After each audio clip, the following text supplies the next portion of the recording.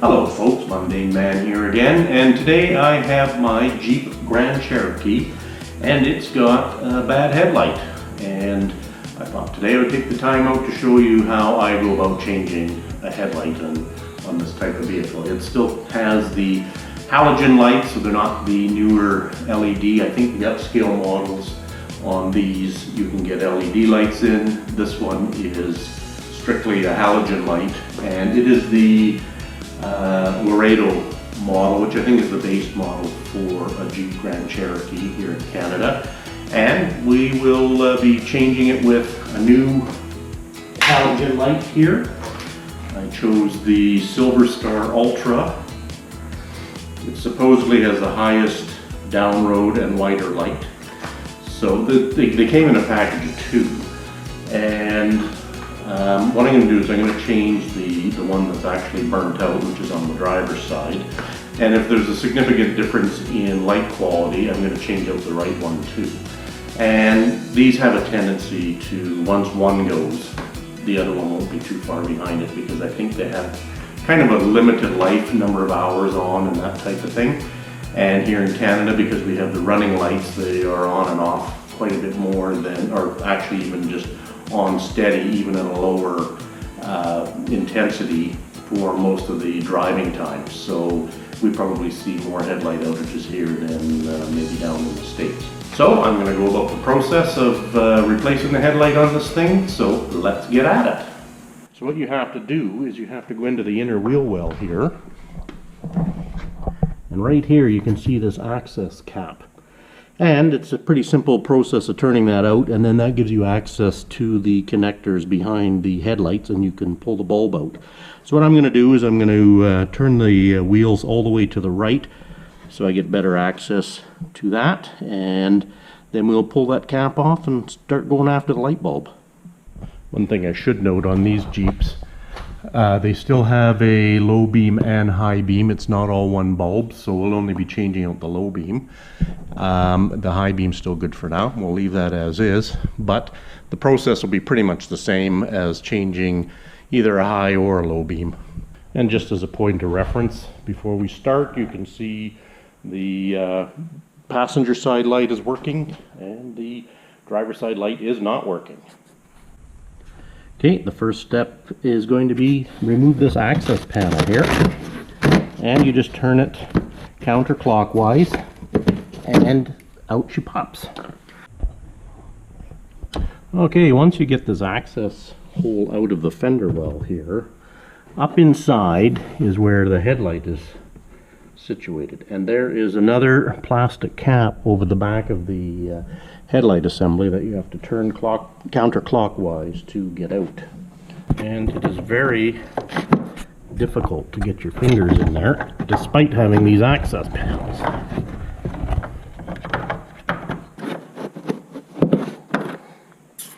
And there that is. So up here now, see if I can get a better light in there. You can see the blue tag of the light bulb there and the back of the socket. So those usually you just have to turn probably a quarter turn counterclockwise, and it should pop out of the housing. Okay, whoever says they can get their hand in this access hole and once that cap is off and get that bulb out, I think are lying, because there is no way I could get my hand in there and turn the bulb out. I've fought with it for 15 minutes and got cuts in my hands because thankfully the engineers left some pretty sharp points of plastic in there to cut into your hand while you're trying to get at this light bulb.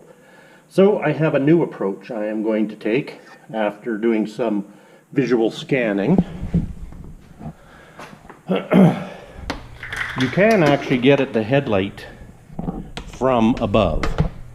Now that'll involve taking out these plastic pieces, taking out the air box and the bottom of the air box, and then I think I should be able to get in behind here to get at the light bulb.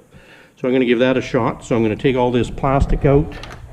It's all these plastic clips that basically you pull out the center, and then the inner piece comes out. and it'll go all the way around here. Take off the air box and see if we can get in behind there and get this sucker out. Okay, the first thing I'm going to do is take out this plastic panel here, and it uses these clips like I said, and I usually just pry them up with a screwdriver and then pull the center out with a pair of needle nose, and they come right out. There's about,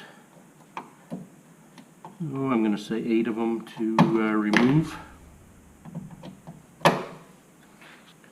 Now that the centers are out, I can just take the plugs right out.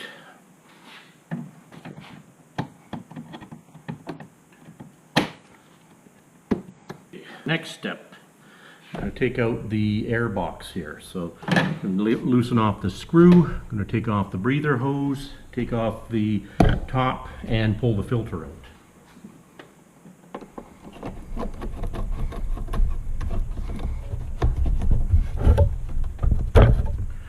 Clip here, clip over here, and that lid should pop right off. Extract this hose a bit. Doesn't have much play on it. And there's the top of that. And the air filter, we'll set those aside. Now we've got the air box. So all that's holding this in is rubber grommets here, and one off to the side. Basically, you just wiggle it up and it comes out. I'm going to put a little bit of Teflon lubricant on there so they slide off easily. Just give each one of these a bit of a squirt. I'm just using some silicone lube, and pull the hose back a bit, just kind of wiggle it up. Now don't forget there is a wire, the brake line from the power steering reservoir is there, and there's a clip on the side of the air box as well you need to pull off. And there's a clip here that holds the gasket for the hood seal that's there as well.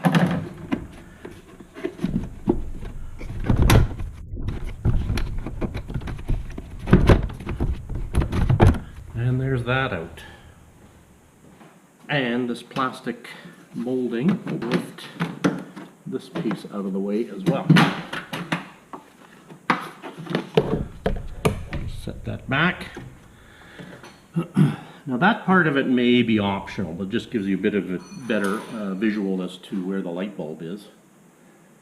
And it is down in this area here, and there is a bit more room to get your hand in there.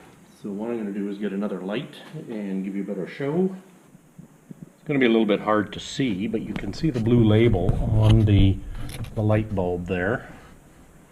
And this cap is what goes over top of the light bulb. So now we should just be able to reach our hand in there, which was the hope before, and give it a bit of a turn counterclockwise. You have to push and turn. And then out comes the bulb. You can see there's the blowout mark on that one there. So the next step will be to put the new bulb in and get the wiring harness back on. So this is the new bulb. It's got the same specifications on it as the old one. It's an H11, and I don't think you can see that in the camera or not. This one's a Sylvania, whereas the old one was Osram.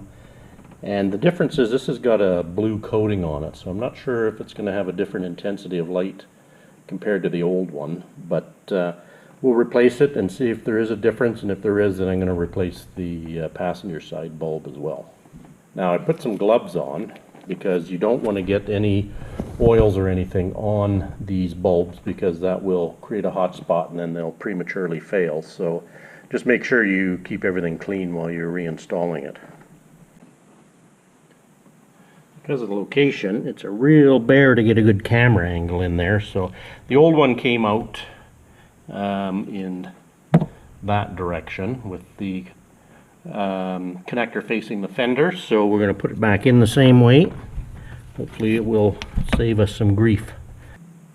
So I found it was easier to push the wiring harness out through the hole from above. I had it out below, and I'm going to plug in the light bulb first, and then I'm going to insert it into the housing.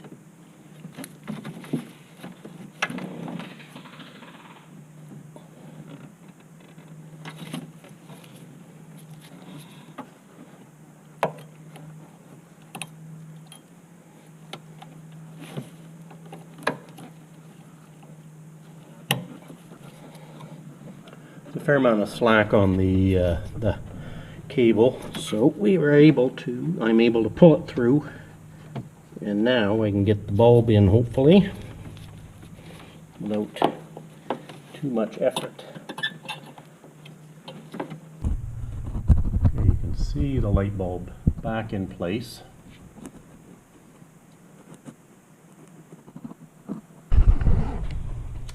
Okay, it's back working again. My headlight covers are dirty, but I don't know, I'm trying to compare the difference in light to see if I need to change them both. That one's fairly white. That one's got a bit of a yellowing to it. Okay, the final step to the headlight portion of it anyways is to put this cap back on to reseal the housing.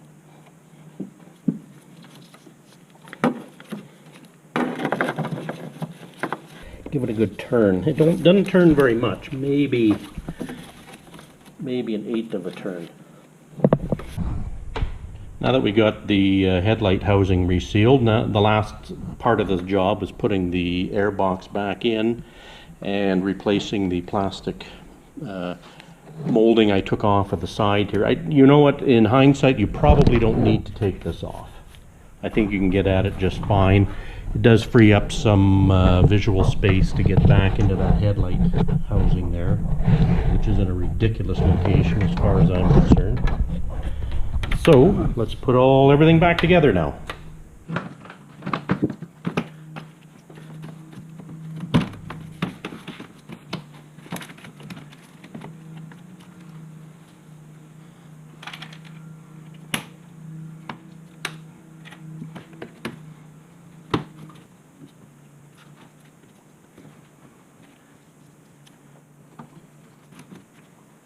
Now we'll slip the air box back in.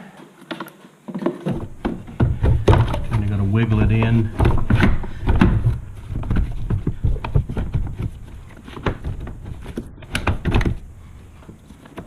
Get my flashlight out of the way.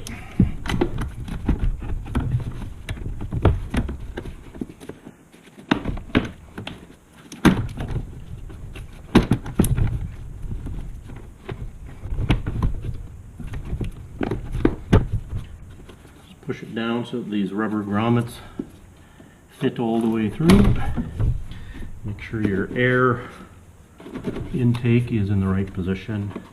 Snap the hood gasket back through. And that's that part of it. Now we'll just put the air filter and air filter cover back in, reconnect the hoses, and that part is done.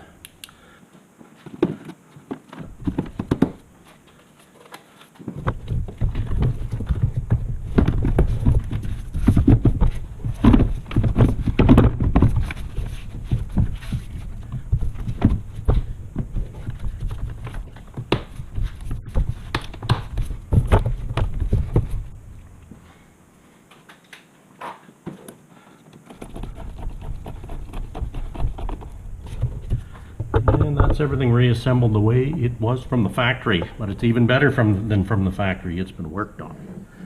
Now the final piece is to put that access cover back on in the fender well. And there it is. Well folks, I decided to tackle the right hand or passenger side headlight as well. I finally got it out, and you can, I'm not sure if you can see, but it's starting to show signs that it's going to go soon too. That being said, what a pain in the butt to get to. I had to lift off the fuse cover, move the ECU out of the way. I had to take two screws out of the antifreeze container to slide it over so that I could get my hand back in here to get at the light bulb. And it was a real bear, trust me. I'll give this like 5 bleeding knuckles of a rating because it's really stupid how they designed this and the work you have to go to just to change a simple light bulb.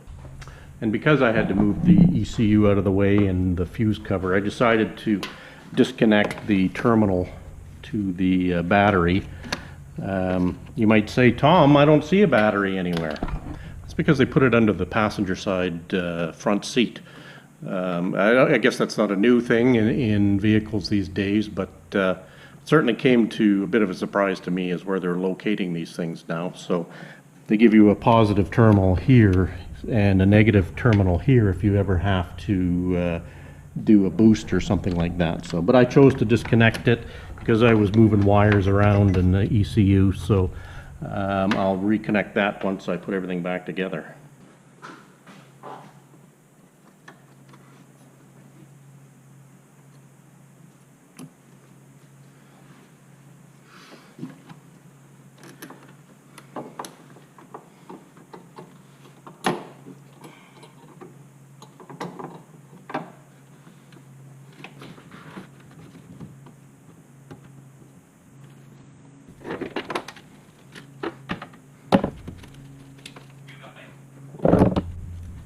The antifreeze tank has 2 bolts that go, one at the top and one at the side, and that's all I took out to be able to remove the tank to the side of it, so I was able to get my hand in there.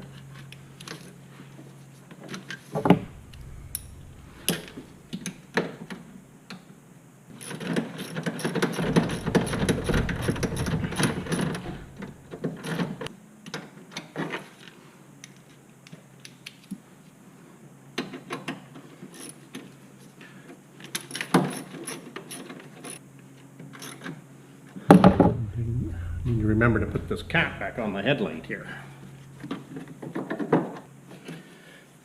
Okay, so we got the coolant reservoir back in place. Now we'll just re-clip the fuse box. Just be careful with the wires in there. There's a whole spool of slack inside the bottom of the box. And make sure I keep my block heater cord out of the way.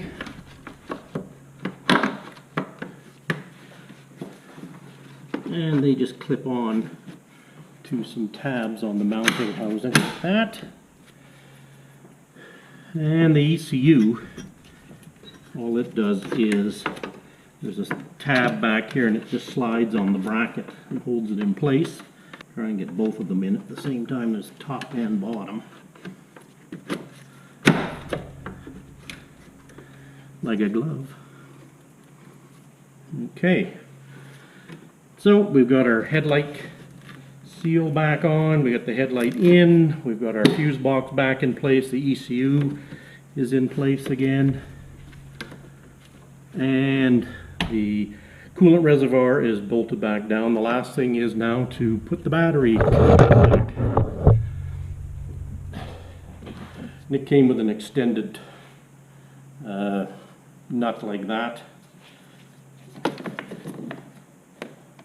A bit of an arc there, which is normal. There's 100 different things that seem to be running on battery for, even though the car's not running. Just tighten that down with a ratchet, and it is a number 13 millimeter socket.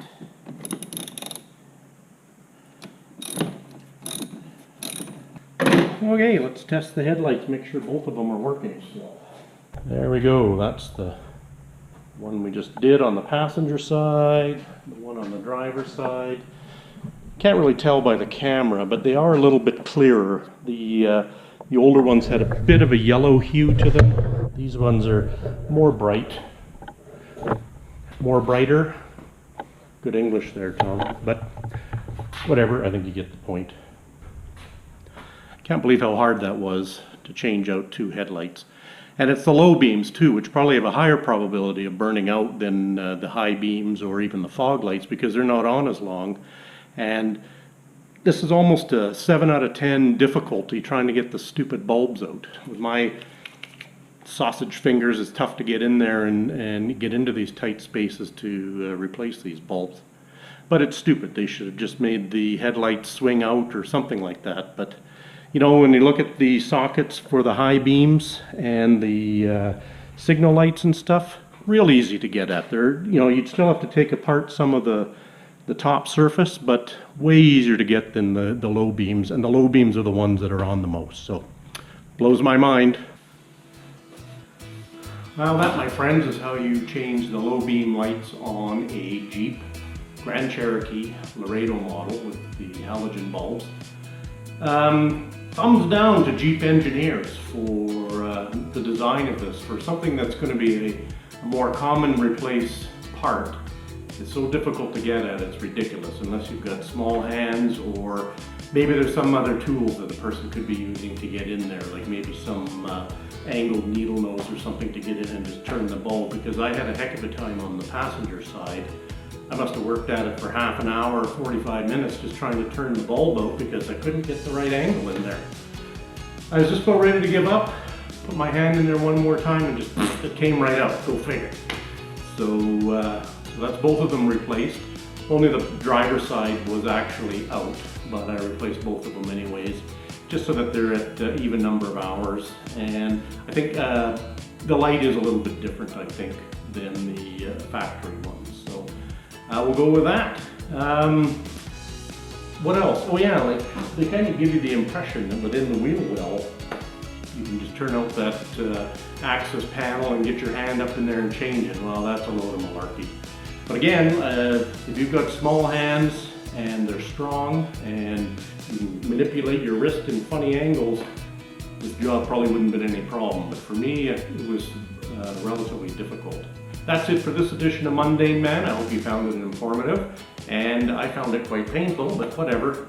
I'll keep making them. Just want to thank the 3 people that are watching these videos. I really don't do it for a high number of views. I just kind of do it for my own personal enjoyment. I like tinkering with vehicles, and I like editing video too. So that's pretty much why I do these videos. And you know, keep watching, and there'll certainly be more to come. So we'll talk to you soon.